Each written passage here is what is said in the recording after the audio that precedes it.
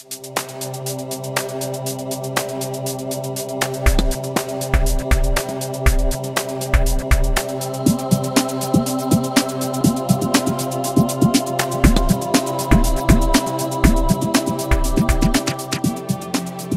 encontramos en PR Salud para iniciar los diálogos de PR Salud.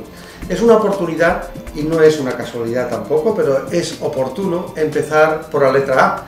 Todas las cuestiones en los diccionarios de salud empiezan también por la misma, como todos en general. Empezamos por la alergia. Tenemos con nosotros al presidente de la Sociedad Española de Alergología e Inmunología Clínica. Es el doctor Tomás Chivato. Trabaja en el Hospital General Central de la Defensa en Madrid. Doctor Chivato, buenos días. Buenos días. Bueno, hay muchas cuestiones que sorprenden en la medicina, y es que siempre en el periodismo habitual, en el más prêt-à-porter, en el más doméstico, se habla de alergia en primavera. Pero claro, los alérgicos no son todo el año. Exacto. La verdad es que las enfermedades alérgicas pueden afectar a los pacientes durante todo el año. Y por poner el ejemplo de los pólenes, que antes siempre eran mayo y junio, ahora con el cambio climático, el efecto invernadero, lo cierto es que un paciente puede empezar a estornudar en el mes de enero y estar estornudando hasta el mes de noviembre incluido. Por tanto, tenemos que cambiar el concepto ya de alergia solamente en primavera, es todo el año. De cada 100 pacientes que llegan a una consulta de alergia, a nosotros nos interesa saber cuál es la distribución por patologías en general. Ya sé que habrá algunas que pertenecen a otras patologías, pero ¿cuál es el grueso general de pacientes? Pues hemos hecho un estudio en la Sociedad Española de Alergia que se denomina alergológica y nos permite contestar esta pregunta. De cada 10 pacientes que vienen a nuestra consulta, 5 tienen rinitis alérgica. Es la enfermedad alérgica más frecuente en nuestro trabajo diario. Y 3 tienen asma bronquial, que es la segunda patología más frecuente. Luego van bajando alergia alimentaria, alergia a fármacos, alergia a veneno de himenópteros. Pero es importante resaltar aquí que en muchos casos los pacientes alérgicos tienen varias enfermedades alérgicas, lo que denominamos comorbilidades. Un mismo paciente alérgico puede tener una alergia a inhalantes o una alergia a alimentos coincidiendo en tiempo y espacio. El doctor Tomás Chivato ha dicho una cuestión para nosotros fundamental: los informes que propicia la industria farmacéutica en el ámbito de los estudios sociológicos en relación con la atención médica, alergológica. Esto es un estudio que, por lo menos en el año 2005-2006, ya hace tiempo, lo financió Schering-Plough. Correcto. Las sociedades científicas tenemos importantes ideas, líneas estratégicas de investigación, pero tenemos que contar con un apoyo económico porque si no, no es realizable. Y en este caso concreto, efectivamente, fue con Schering, lo hicimos en el año 2005. Es una edición, una actualización de otro estudio previo que hicimos en el año 92 y hemos visto los cambios que se han producido en estas casi 2 décadas. ¿Hay suficientes alergólogos en España, doctor Tomás Chivato?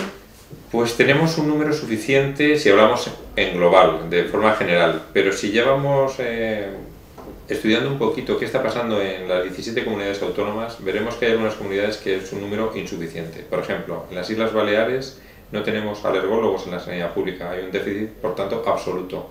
Tenemos compañeros que trabajan en la sanidad privada, pero no en la pública. Y luego hay 2 comunidades que son ricas, como es Cataluña y las Islas Canarias, que también nos faltan alergólogos y eso se detecta en este estudio de alergológica en las listas de espera. No podemos estar en el año 2009 con listas de espera que llegan a veces hasta 12 meses para que se haya visto un paciente nuevo en una consulta de alergología. El derecho a la libertad de un médico es un hecho sublime, como cualquier periodista o cualquier comunicador o cualquier abogado se puede instalar donde quiera. El hecho es que prefieren hacerlo privadamente en Baleares, me imagino, en lugar de estar en el sector público, porque podrían entrar en cualquier hospital si llamaran a la puerta, ¿no? Yo creo que ahí hay una falta de entendimiento, puede ser, efectivamente, tiene que haber una información adecuada hacia las autoridades sanitarias que convocan las plazas y luego con la balanza de oferta y demanda se cubrirían esas plazas, porque es cierto que en otras comunidades tenemos alergólogos que no están trabajando y que están haciendo una segunda especialidad, o incluso es muy llamativo que estamos exportando alergólogos. En el mes de hoy, podemos decir en febrero del año 2009, estamos exportando a Reino Unido, estamos exportando alergólogos a Portugal o a Suecia, lo cual es un poco absurdo, dicho de una forma elegante, porque cuesta mucho formar un alergólogo para que luego, después de estar formado por el Sistema Público de Salud español, estemos exportándolos fuera, porque lo cierto es que las alergias constituyen una epidemia de todo el mundo, pero sobre todo del mundo occidental.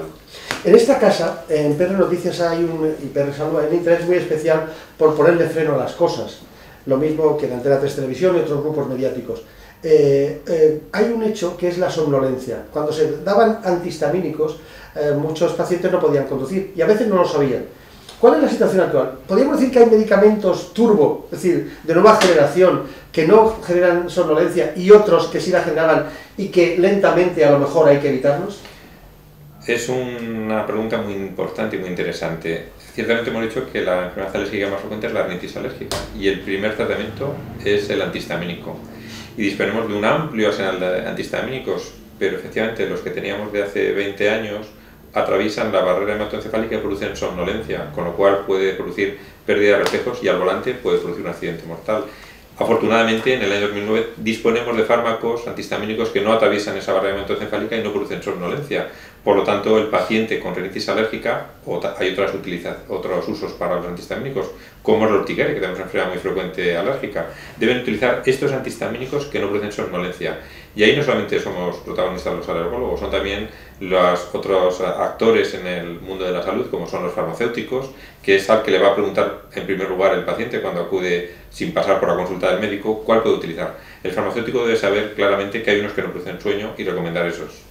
Hay una cuestión muy importante y fundamental en nuestro tiempo, es que es la relación entre rinitis alérgica y asma bronquial. Queremos saber eso, pero también cómo debuta una persona que tiene rinitis alérgica. ¿A qué edad debuta alguien con rinitis? Doctor Tomás Chivato, esas dos preguntas me inquietan siempre. Bueno, pues en este mundo de las comorbilidades, el primer escalón suele ser en la alergia respiratoria, la rinitis alérgica. Un niño puede aparecer con rinitis alérgica a partir de los 3 años, ya puede empezar con estornudos, con picor de nariz, atasco de nariz, con dificultad para respirar vías altas. Y en poco tiempo eso evoluciona a las vías respiratorias bajas y ya aparece la tos, la dificultad respiratoria, los ruidos de pecho, la opresión torácica. Es ese paso de rinitis a asma, y siempre lo digo que Mario Benedetti, un magnífico escritor uruguayo, describió de una forma magistral el paso de rinitis a asma como una frontera que en el camino de la enfermedad delimita claramente la sintomatología y los padecimientos del paciente alérgico. La verdad es que la rinitis alérgica nos ha llevado a Mario Benedetti, lo cual es llevar la alergia a la poesía, cuestión no muy proclive, porque realmente hay que tener mucha capacidad poética para relacionarlas. En cualquiera de los casos, bueno, hay un asunto que también nos interesa y es que hoy hablamos de inmunoterapia con mucha facilidad. Los alergólogos están introduciéndose en ese sector y llegamos también a la biología molecular. ¿Cómo viven ustedes ese paso, no? Bueno, pues es una carrera casi espacial, podríamos decir. La verdad es que la utilización de la inmunoterapia de las vacunas se remonta ya a 1911. En una revista de gran prestigio como es el Lancet se publica la primera eficacia de forma objetiva en la utilización de vacunas frente a pacientes polínicos. Y a lo largo de casi ya 100 años hemos progresado mucho en la estandarización, en pautas, en dosis, con estas vacunas, vamos a decir, de uso general en el mundo de la alergia para pólenes, ácaros o epitelios. Pero ciertamente cada vez conocemos más a nivel molecular, de tal forma que podemos seleccionar exactamente el alergeno y vamos a tener en no mucho tiempo vacunas, entre comillas, a la carta, vacunas a medida, porque conocemos cada vez más los alergenos y sabremos exactamente qué cantidad de alergeno deberemos inyectar al paciente para obtener la dosis, el efecto terapéutico más adecuado. Estamos en esa carrera casi espacial que son los alergenos recombinantes, el diagnóstico molecular por componentes, la identificación exacta del alergeno, y nos estamos moviendo en este mundo en este momento. Bien, muchos de ustedes, a lo mejor esta mañana o la semana que viene, porque son alérgicos, porque un gran número de la población es alérgico, ¿de cuánto estamos hablando en este momento de españoles? ¿Qué porcentaje? Pues si hablamos en porcentajes entre el 20 y 25%, hablamos entre 8 y 10 millones aquí en España, y si hablamos de Europa hablamos de 80 a 100 millones. Pues si estamos hablando de usted, por ejemplo, se habrá dado cuenta de que en muchas ocasiones le piden unas pruebas alérgicas. Pero, ¿cuánto tiempo duran? ¿Para qué sirven? ¿Cómo son?